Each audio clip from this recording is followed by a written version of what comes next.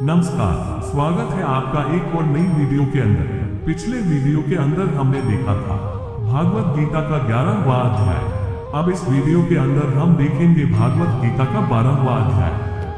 भगवत गीता का 12वां अध्याय भक्ति योग पर आधारित है, जिसमें भगवान श्री कृष्ण अर्जुन को बताते हैं कि भगवान को पाने का सबसे आसान और सर्वोत्तम मार्ग भक्ति है। इस अध्याय में भक्ति के महत्व, प्रकार और एक सच्चे भक्त के गुणों का वर्णन किया गया है।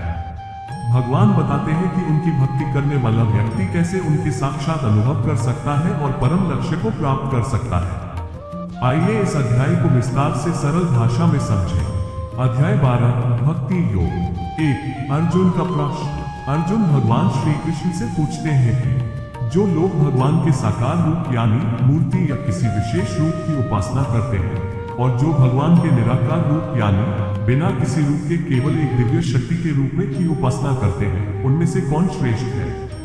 अर्जुन जानना चाहते हैं कि भगवान को पाने का सबसे अच्छा तरीका क्या है। 2 भगवान श्री कृष्ण का उत्तर। भगवान श्री कृष्ण जवाब देते हैं कि जो लोग साकार रूप में जैसे श्री कृष्ण, शिव, दुर्गा आदि उनकी प्रेम पूर्वक पूजा करते हैं और अपने मन और बुद्धि को उन पर केंद्रित रखते हैं, वे भगवान को आसानी से प्राप्त कर सकते हैं। दूसरी ओर जो लोग निराकार रूप में यानी बिना किसी विशेष रूप के भगवान की उपासना करते हैं, उन्हें कठिनाई का सामना करना पड़ता है। भगवान का निराकार रूप समझने और उसकी उपासना करने में बहुत कठिनाई होती है, क्योंकि मानव मन किसी भी रूप को पकड़ना चाहता है। 3 भक्ति का मार्ग। भगवान श्री कृष्ण कहते हैं कि जो लोग उनका साकार रूप में ध्यान करते हैं और उन्हें पूर्ण समर्पण के साथ भजते हैं, वे सबसे श्रेष्ठ भक्त होते हैं। वे उनके बहुत प्रिय होते हैं। अगर कोई भक्त इस मार्ग पर नहीं चल पाता है तो उसे ध्यान, साधना या सेवा के माध्यम से उनकी उपासना करने का प्रयास करना चाहिए। यदि यह भी कठिन लगे तो भगवान सुझाव देते हैं कि भक्त अपने हर कार्य को भगवान को अर्पित करे और अपने कर्तव्यों का पालन करे, ये सोचकर कि हर कार्य भगवान के लिए किया जा रहा है। ऐसा करने से भी भगवान की कृपा प्राप्त होती है। 4 सच्चे भक्त के गुण। भगवान ने विस्तार से बताया है कि सच्चे भक्त में कौन कौन से गुण होते हैं।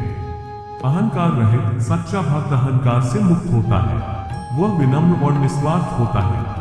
क्रोध और द्वेष से मुक्त, वह किसी से द्वेष या नफरत नहीं करता, सबके प्रति प्रेम और दया का भाव रखता है। संतोषी और आत्मनिर्भर भक्त हर स्थिति में संतुष्ट रहता है और किसी भी भौतिक वस्तु या परिस्थिति पर निर्भर नहीं रहता। क्षमा करने वाला सच्चा भक्त क्षमाशील होता है और दूसरों की गलतियों को माफ कर देता है। संभाव वाला वो सुख और दुख, सफलता और असफलता में समान भाव रखता है, न किसी में आसक्ति रखता है और न ही किसी चीज से घृणा करता है। धैर्यवान और दृढ़ निश्चय भक्त धैर्यवान होता है और उसका निश्चय मजबूत होता है। वह किसी भी परिस्थिति में हार नहीं मानता। 5 भक्ति के विभिन्न स्तर। भगवान श्री कृष्ण ये भी बताते हैं कि सबसे ऊंचा स्तर वह है जब भक्त निरंतर भगवान में ही लीन रहता है और उसकी बुद्धि और मन हमेशा भगवान में ही स्थिर रहते हैं। यदि भक्त इसे प्राप्त नहीं कर पाता तो वह ध्यान, साधना या सेवा का अभ्यास कर सकता है। और अगर कोई व्यक्ति इस मार्ग पर नहीं चल पाता तो वह हर कार्य भगवान को अर्पित करके भी उन्हें पा सकता है। 6 निष्कर्ष। अध्याय के अंत में भगवान श्री कृष्ण कहते हैं कि जो भी व्यक्ति इन गुणों को धारण करता है और पूर्ण श्रद्धा, प्रेम और भक्ति के साथ भगवान की पूजा करता है, वह भगवान को अवश्य प्राप्त करता है। भगवान कहते हैं कि भक्ति का मार्ग सबसे सरल और सीधा है, क्योंकि इसमें न तो कठिन साधनाएं करनी होती हैं और न ही किसी जटिल ज्ञान की आवश्यकता होती है। यह एक ऐसा मार्ग है जिसमें केवल प्रेम, विश्वास और समर्पण की जरूरत होती है।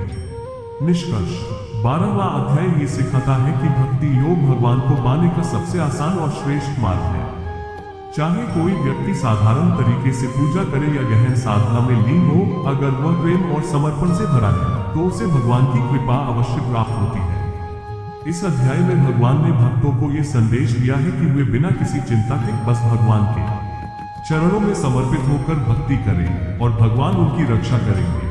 अगर आपको यह वीडियो अच्छी लगी तो वीडियो को लाइक करें और चैनल को सब्सक्राइब करें। मिलते हैं भागवत गीता के 13वें अध्याय में।